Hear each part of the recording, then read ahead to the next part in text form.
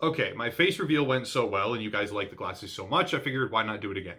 These right here are GMG Performance Anti-Blue Light glasses. I wear these because the light from my screens, even when I use apps or various programs to change it, which do exist, keeps me awake at night for kind of a ridiculous amount of time. Some people get headaches even, but for me, it's just a sleep thing.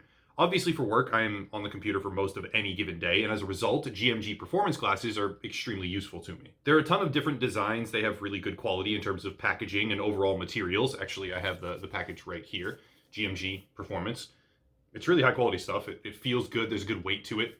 Generally speaking, it's very very good. And they even released a new model of glasses last month, I think, with that are even more effective in terms of blocking harmful light. After trying them out and using them in my day-to-day routine, I can say that there is a noticeable improvement when it comes to how like strained my eyes feel.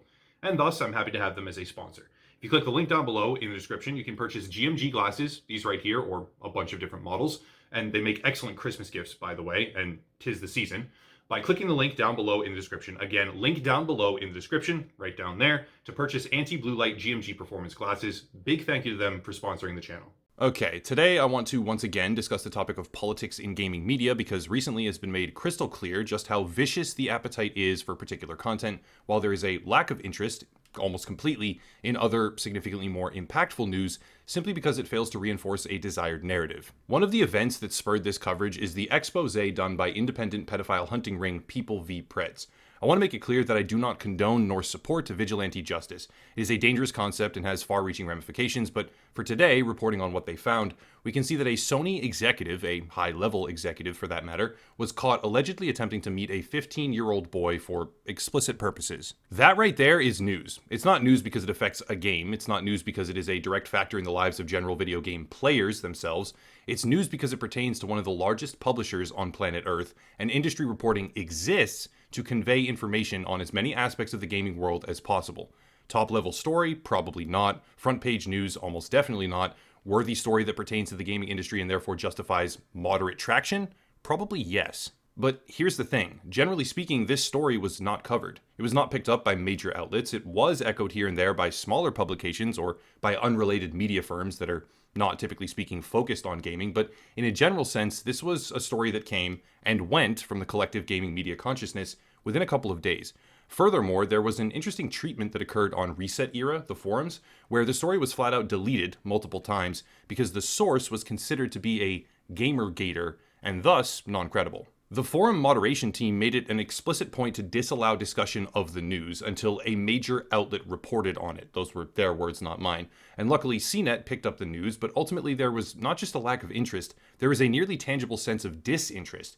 Even IGN executive editor of reviews, Dan Stapleton, was quoted on social media as saying the following: "Never heard of him. I bet that's why you aren't seeing anyone cover it. It's a guy no one knows being implicated for crimes unrelated to his job. If Sony turned out to have known and protected him, or if he used his position to do it, that would be game industry news." End quote. That's an interesting angle because if we look at certain other stories that gained widespread traction in the media recently, this idea becomes a bit of a contradiction. Does anyone remember the Five Nights at Freddy's drama? For those that don't, and many probably don't, it's pretty simple. Five Nights at Freddy's, the creator of that game, Scott Cawthon, I thought it was Cawthorn, my bad. Scott Cawthon was targeted and effectively ousted because he donated some money to Donald Trump. This was a political donation that in no way, shape, or form interacted with his job. This was not even a crime, despite what certain media figures would have you believe, and yet it was picked up and carried by Kotaku, Forbes, Business Insider, PC Gamer, and who knows what other publications because it allowed them to attack on the basis of politics. More precisely, it allowed them to attack on the basis of politics against a particular partisan group. And whether or not this was related directly to the video game itself, whether or not anyone had heard of him, very few people in the world know who he is, in the grand scheme of things, right, in gaming, none of that meant anything. How about another example? Tripwire CEO John Gibson expressed support for a controversial piece of Texas legislation aimed at abortion. Within 3 days, I think it was, he had been ousted from the company completely. And this is a figure that people, primarily gamers, do not generally know about. It is a topic that does not interact with the development or structure of an actual video game, and it's a story that, by all visible metrics, would not be covered by gaming media in such force, except it allows them to denigrate a certain political group. John Gibson's opinion was so newsworthy, in fact, it made it into the spotlight through the Washington Post, GamesIndustry.biz, CBS News, Polygon, The Verge, CNN, BBC, Fortune, and the list goes on and on. This was not just gaming news, it was news on a national scale, but an executive from Sony who was exposed of and implicated in major crimes, that barely makes it to CNET, and almost nowhere beyond. An interesting way to think about all this, especially through the lens of Reset Era, the forums, is that the original story was deleted multiple times because allegations this severe need to come from a vetted mainstream source. But Twitter allegations and twit-longer exposés are treated as gospel, while being propelled to the topmost echelon of discourse on many separate platforms. One user typing 6 paragraphs on their iPhone is not a verified industry source, yet such a phenomenon is often regarded as the epitome of truth, while a sting operation exposing a Sony executive by a well-staffed undercover group simply because it was first cited and discussed by someone that one side of the political aisle dislikes is regarded as completely worthless and should be outright purged. How about one more example? Troy Levitt. Troy Levitt is not someone that people generally know about, typically speaking. However, many years ago, he operated a YouTube channel that produced videos in support of the Gamergate movement, with regards to a desire for ethical journalism. Call it what you will, Gamergate itself was not a monolithic movement. Gamergate was, in truth, composed of many aspects, and a desire for ethical journalism, or the avoidance of conflicting interests, did absolutely come to light and did absolutely play a part. Some people found themselves supporting the general movement on those grounds, but anyone who supported the movement entirely in any capacity was eventually branded by a certain sect of media and social media and various gaming enthusiasts as a heretical force in the industry who must be purged for their intolerance. Troy Levitt was apparently one such person. His content is many years old, his subject matter is less than incendiary if you actually listen to it, but the mere existence of these years-old opinions and videos led to a storm of media coverage that eventually saw him resign under the pressure. IGN covered the topic, go figure. Game Rant, Kotaku, The Verge, Eurogamer, Polygon, and the list goes on. Troy Levitt was ousted with an explosive level of interest and coverage, but a high-level Sony executive who does something far worse in every single conceivable way is unworthy of being in the news cycle? Something is wrong with that picture because people accused of far less are targeted and covered far more often. However, all of this leads us to a final example that might end up proving my assertions tenfold. Todd Wiseman, senior account manager at NVIDIA, has just been surveilled by the very same operation, People v. Preds, that captured footage and conversations from the executive at Sony, and is now alleged as doing basically the exact same thing. This makes 2 major gaming figures in almost as many days highlighted as being potentially guilty of major crimes, ethical, social, and morally abhorrent activities, but the news cycle is almost non-existent. I should say once again, I do not support nor condone vigilante activities. That's not just a TOS policy statement on my part, it's the truth. I understand why they exist, don't get it twisted, but they are dangerous and should not be taken as inspiration for others. However, these vigilante activities have allowed us to examine the duality of coverage. On the one hand, major issues with high-level executives are sparsely covered or not covered at all by the mainstream collective.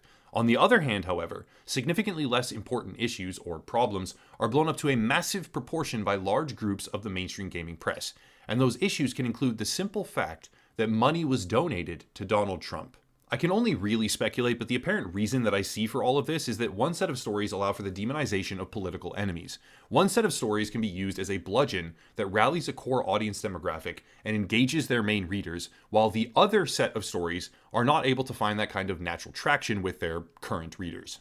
As a personal example, even though YouTube hid the dislikes recently, I just covered a story where misinformation about the activities of Twitter's new CEO, like 10 years ago, was being used to call him a racist.